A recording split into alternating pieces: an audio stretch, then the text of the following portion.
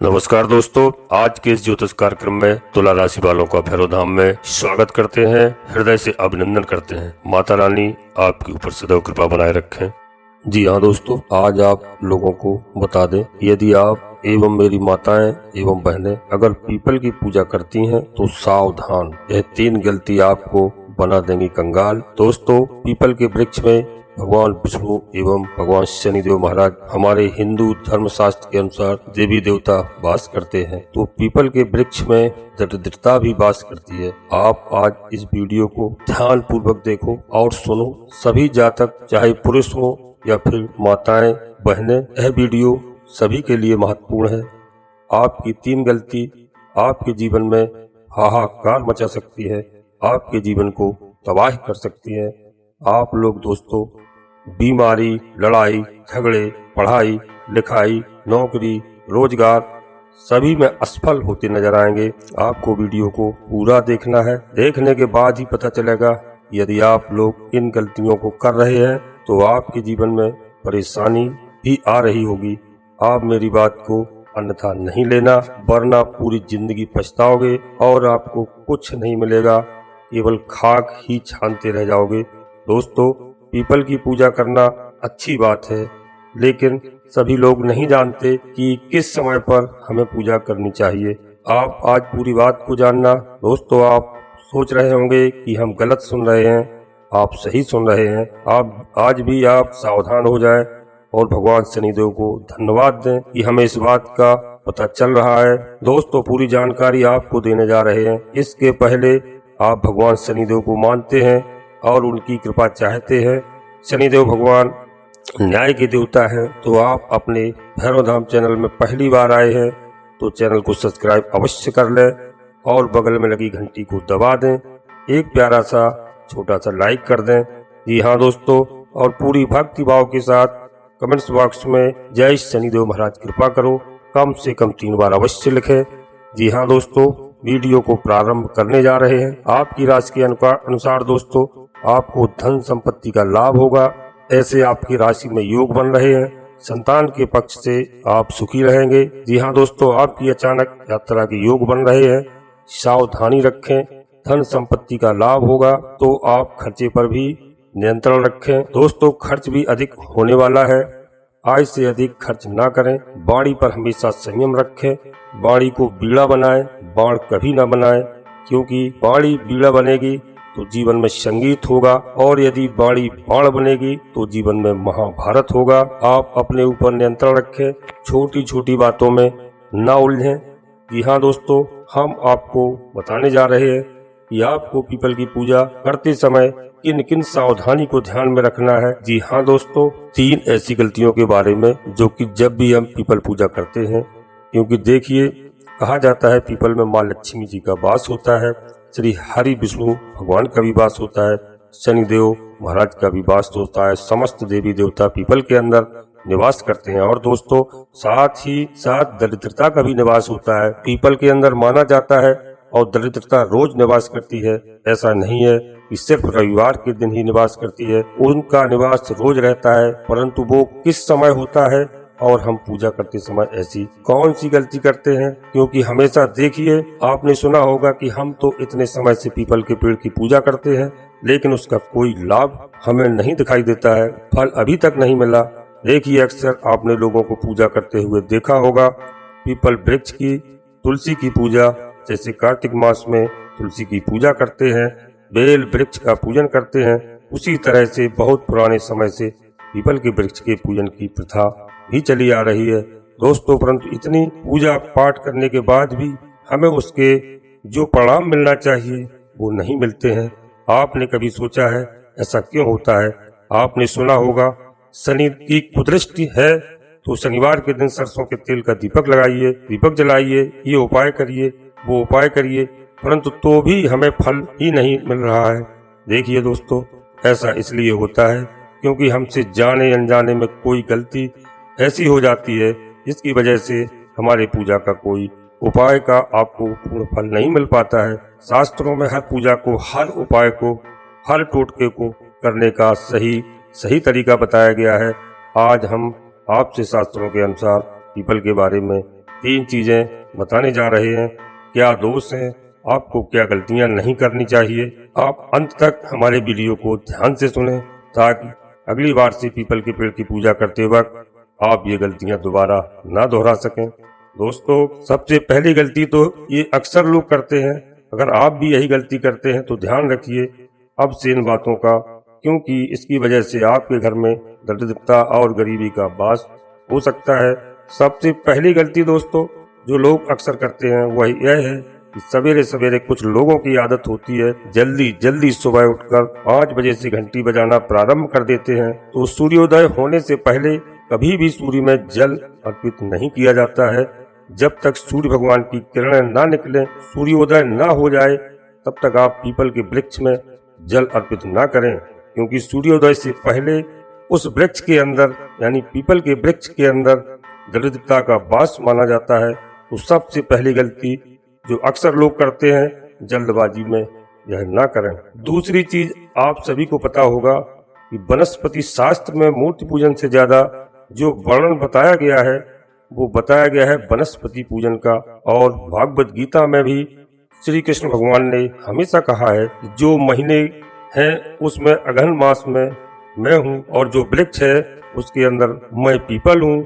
यानी पीपल का दर्शन करना साक्षात श्री हरि विष्णु के दर्शन करना है, श्री कृष्ण के दर्शन करना मानते हैं। तो देखिए जब भी आप, क्योंकि कुछ लोग विशेष तौर पर शनिवार के दिन ही पीपल का पूजन करते हैं, तो कुछ लोग रोजाना पूजन करते हैं। तो दर्शन करना अर्थात पीपल के दर्शन करना मतलब श्री कृष्ण भगवान के दर्शन करना है। और जब भी आप पीपल में जल अर्पित करते हो, वैसे तो कुछ लोग शनिवार के दिन ही करते हैं, जल अर्पित करने के बाद कुछ लोगों को आपने जरूर देखा होगा दोस्तों पीपल की जड़ों में उन्हें दबाते हुए, थोड़ा सा जैसे हम भगवान के पैर दबाते हैं, ठीक उसी तरह से कुछ लोग पीपल के जड़ों को भी दबाते हैं। तो कुछ लोग उन्हें टच करके मतलब गले लगाते हैं। तो देखिए हमेशा कहा जाता है जब भी आप तुलसी पूजन करें या किसी भी वृक्ष का पूजन करें तो उसे छुएं जरूर। अपने हाथों से उसका तना छू सकते हैं जो भी आपके अंदर, क्योंकि इतनी बड़ी वाइब्रेशन होती है आपकी पूरी बॉडी की। जब हाथ से उस वृक्ष को छूते हैं और अपने मन की मनोकामना कहते हैं, तो ऐसी कोई भी आपकी मनोकामना नहीं है जो भगवान विष्णु पूर्ण ना करें। तो इसलिए जब भी तुलसी पूजन किया जाता है तो शास्त्रों के अनुसार कहते हैं कि तुलसी को छुआ जरूर जाता है। ठीक उसी प्रकार जब भी आप पीपल की पूजा करें तो उसे अपने हाथ से जरूर छुएं, जरूर दबाएं। शास्त्रों के अनुसार एकादशी और रविवार को तो हमें पीपल में जल अर्पित नहीं करना चाहिए। तो ये सारी जो बातें हैं अगर रोजाना आप कर रहे हैं तो रोज ध्यान रखिए, नहीं तो शनिवार के दिन तो आप विशेष ध्यान रखिए। जब भी आप जल अर्पित करेंगे उसके बाद में आपको पीपल वृक्ष को छूना जरूर है, छूकर अपनी मनोकामना जरूर बोलनी है। जी हाँ दोस्तों, इसके बाद एक चीज आपको विशेष तौर पर ध्यान रखनी है। केवल पूजा करने से, पीपल की पूजन करने से आपको उसका पूर्ण फल नहीं मिलता, क्योंकि बिना परिक्रमा के पीपल की पूजा अधूरी मानी जाती है। हमारे शास्त्रों के अनुसार ऐसा हमारे शास्त्रों में कहा गया है।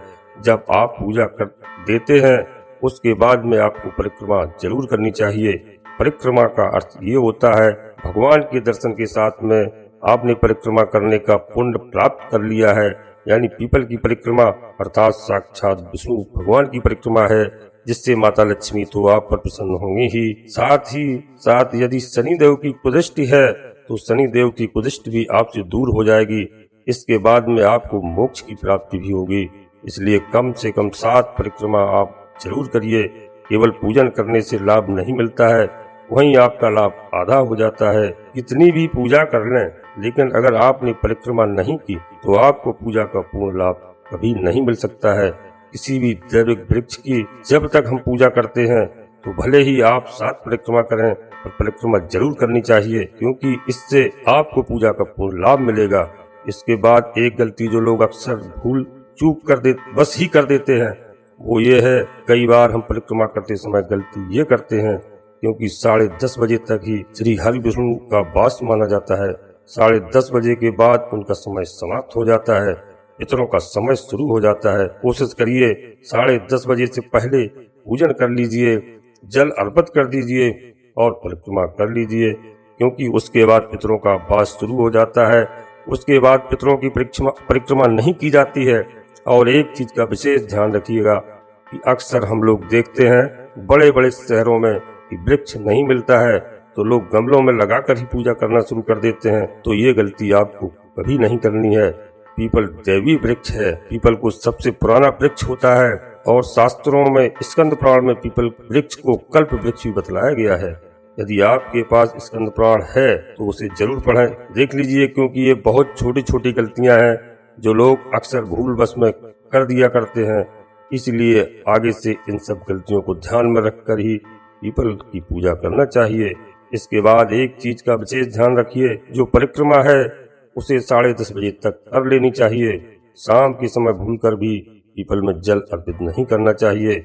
इसके बाद में एक गलती है जो हम सभी अक्सर कर देते हैं, वो यह है कि समय न मिलने के कारण शनिवार के दिन की मैं बात बता रहा हूँ आपको। वैसे तो रोजाना के लिए यह नियम नहीं है, परंतु शनिवार के दिन जो लोग विशेष पूजन अर्चन करते हैं उन्हें सुबह जब आप पूजा करके आते हैं, क्योंकि एक बार पूजा करने से आपको फल की प्राप्ति नहीं होती है, सुबह पीपल में मीठा जल अर्पित किया जाता है। दूध के अंदर कुछ भी मिष्ठान बतासा जल मिलाकर आपको अर्पित करना होता है। इसके बाद में शाम को कच्चा दीपक जलाया जाता है। कच्चा दीपक अर्थात शास्त्रों में आटे के दीपक की महिमा बहुत ज्यादा बताई गई है। यदि आटे का नहीं बना सकते हैं तो फिर मिट्टी का दीपक बना लीजिए। लंबी बाती का सरसों के तेल का दीपक जलाया जाता है और विशेष मनोकामना पूर्ति के लिए आटे में गोल बाती का घी का दीपक जलाया जाता है।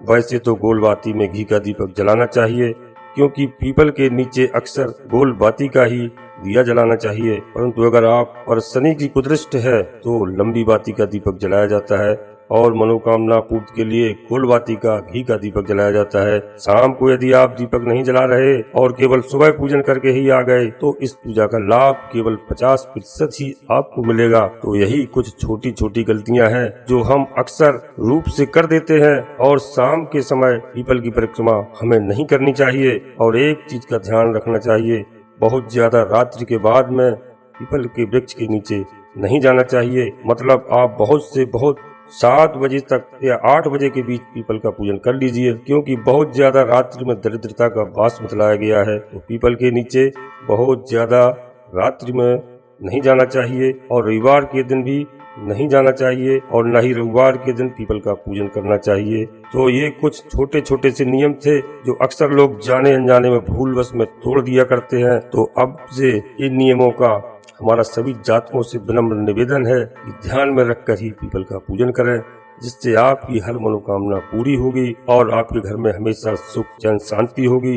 माता लक्ष्मी जी का हमेशा वास बना रहेगा। तो दोस्तों, अब आपको इस बात का ध्यान रखना है। और दोस्तों, मैं आपसे पुनः एक बार निवेदन करता हूं कि अब हम वीडियो को यहीं पर विराम दे रहे हैं। जी हाँ दोस्तों, अब हम अपनी वाणी को विराम देते हुए आपसे निवेदन पुनः अनुरोध करते हैं कि यदि आप अपने भैरवधाम चैनल में पहली बार आए हैं तो चैनल को सब्सक्राइब अवश्य कर लें और एक छोटा सा प्यारा सा लाइक कर दें, वीडियो को शेयर कर दें, जिससे हमारे सभी जातकों को सफलता मिले। और कमेंट्स बॉक्स में दोस्तों पूरी भक्ति भाव से श्री शनिदेव महाराज कृपा करो कम से कम 3 बार अवश्य लिखें। जी हाँ दोस्तों, शनिदेव महाराज आशा नहीं, मैं पूर्ण विश्वास के साथ कहता हूँ कि आपकी सभी मनोकामनाएं पूर्ण करेंगे। जी हाँ दोस्तों, आप स्वस्थ रहें, मस्त रहें, खुश रहें।